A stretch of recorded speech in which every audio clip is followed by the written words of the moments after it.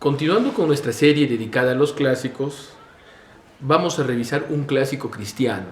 Clásico cristiano en dos sentidos.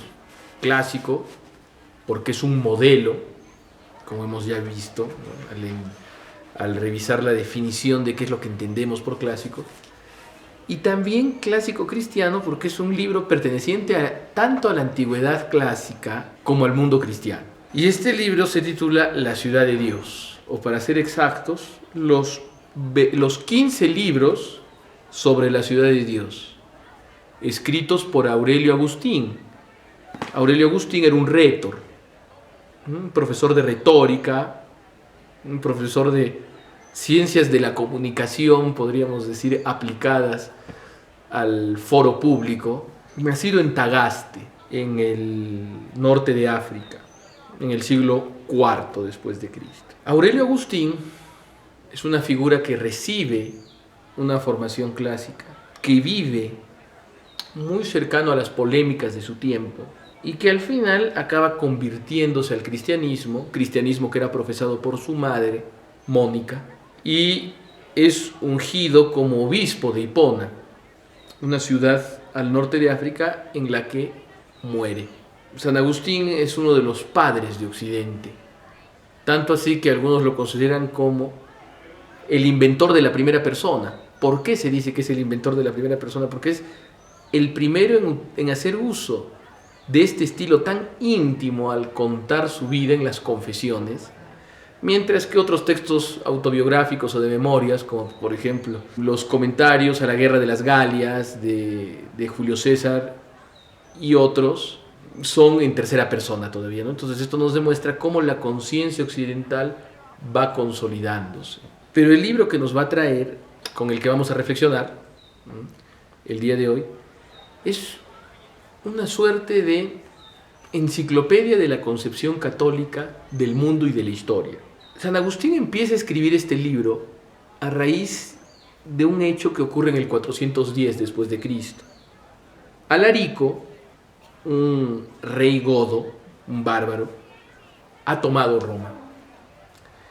Los refugiados llegan al norte de África, refugiados, algunos nobles romanos que llegan huyendo de la Roma tomada por Alarico, y en algunos de ellos se empieza a difundir, a través de ellos se empieza a difundir la idea de que la oficialización del cristianismo por parte del imperio, cosa que había ocurrido unos 30 años atrás, bajo el reinado de Teodosio, había provocado la ira de los dioses contra Roma y además había debilitado a Roma, y que la cristianización del imperio era de alguna forma una de las causas o concausas de que el imperio romano perdiese su vigor y prestigio y fuese presa de estos bárbaros.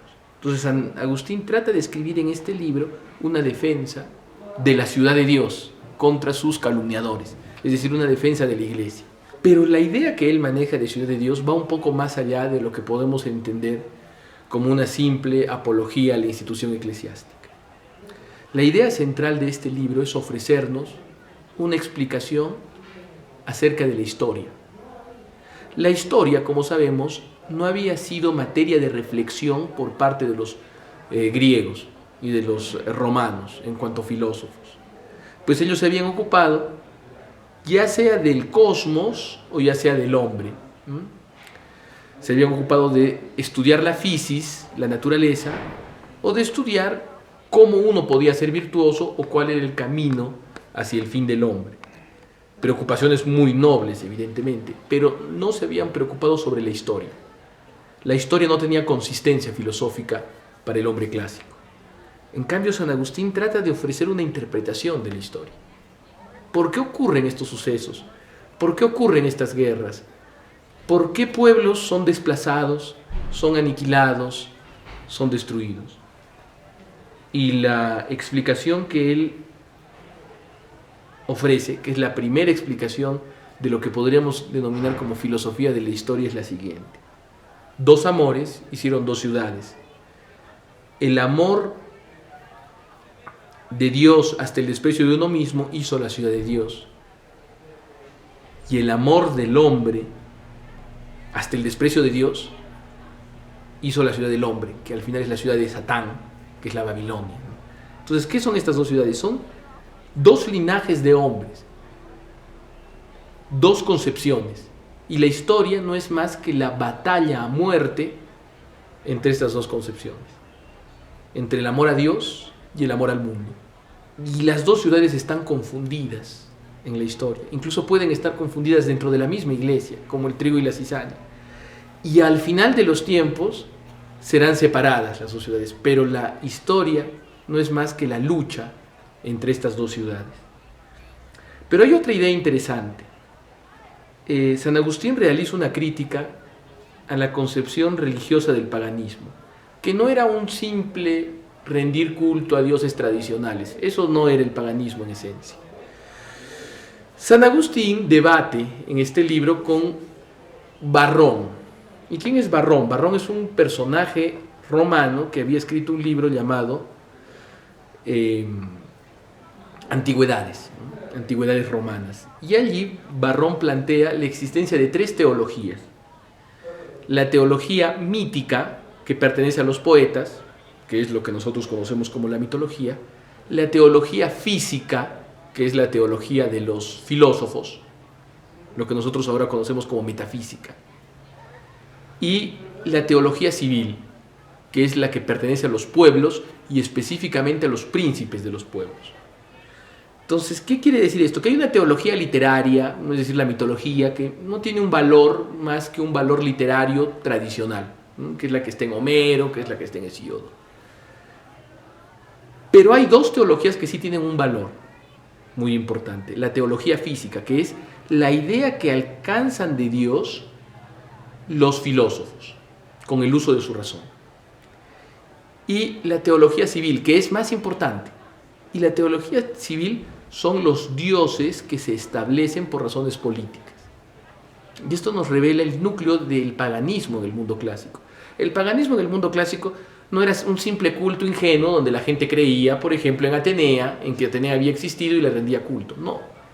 Yo me atrevería a decir que para cierto momento de la historia la mayoría de atenienses no consideraban que Atenea hubiera existido en la realidad, pero le rendían culto porque era la diosa de la ciudad.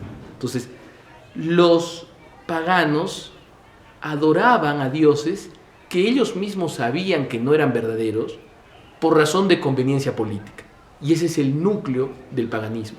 Y los cristianos rechazaban eso, y San Agustín lo rechaza terriblemente. ¿Cómo podemos rendir culto a alguien a quien sabemos, a quien consideramos que no es el verdadero Dios? ¿Por qué? Entonces los romanos decían, por razones políticas, porque debes adorar a los dioses de la ciudad que representan, por ejemplo, a la patria, representan a los ancestros. Entonces, por esa piedad, tú debes adorar a esos dioses. Y los cristianos se habían negado a inmolar incienso a los dioses, y específicamente al dios que representaba a Roma y al emperador, porque se negaban a adorar a un dios al que ellos no consideraban verdadero, porque se negaban a poner por encima de la religión la política. Y ese es el núcleo de la lucha antipagana del cristianismo. No es simplemente una diferencia de dioses, una diferencia cualitativa o cuantitativa de dioses, sino dos concepciones de las relaciones entre religión y política diametralmente opuestas. Entonces, lo que hace San Agustín es rechazar la teología civil, pero rescatar la teología de los filósofos. Y llega a decir en el libro octavo, ninguno se acercó tanto a nosotros como los platónicos. Entonces, ¿qué quiere decir esto? Que en la ciudad de Dios, San Agustín rechaza el núcleo del paganismo, que es poner a la política por encima de la religión, pero a la vez aprecia la riqueza en sabiduría auténtica, filosófica, obtenida por medios racionales, de la antigüedad clásica. Y esta doble recepción del legado griego y romano marcaría para siempre a la cultura occidental. Muchas gracias.